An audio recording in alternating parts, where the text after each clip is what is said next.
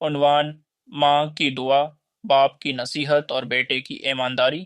ایک چھوٹے سے گاؤں میں ایک اسلامی خاندان رہتا تھا، جس میں ایک ماں، باپ اور ان کا بیٹا احمد شامل تھا۔ باپ، جن کا نام عمر تھا، ایک معمولی مزدور تھے جو دن رات محنت کر کے گھر کی کفالت کرتے تھے۔ ماں فاطمہ گھر کی دیکھ بھال کرتی اور احمد کو اسلامی اقدار سکھانے میں مصروف رہتی تھیں۔ ایک دن عمر بیمار پڑ گئے، جس سے گھر کی آمدنی رک گئی۔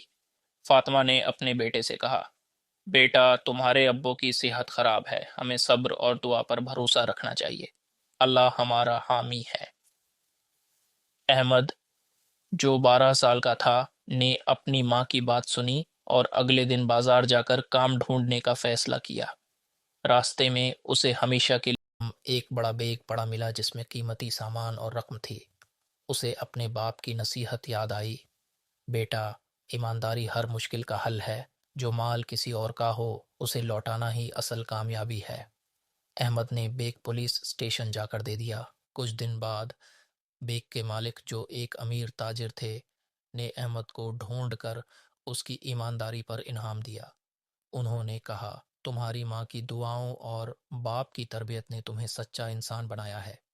تاجر نے عمر کا علاج کروایا اور احمد کو تعلیم دلوانے کا وعدہ کیا۔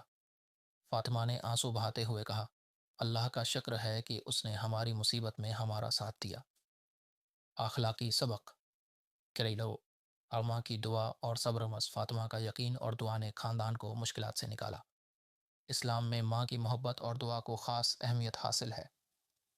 باپ کی ذمہ داری: عمر نے اپنے بیٹے کو ایمانداری اور محنت کی تربیت دی، جو اسلامی خاندانی نظام کا بنیادی اصول ہے۔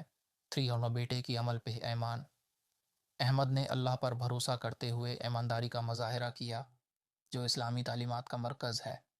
یہ کہانی اسلامی خاندان کی مضبوطی، ایمان اور اخلاقی اقدار کی عکاس ہے۔ جیسا کہ قرآن میں فرمایا گیا: ربنا ہب لنا من ازواجنا و ذریاتنا قرۃ اعین۔ اے ہمارے رب، ہمیں اپنی بیویوں اور اولاد سے آنکھوں کی ٹھنڈک عطا فرما۔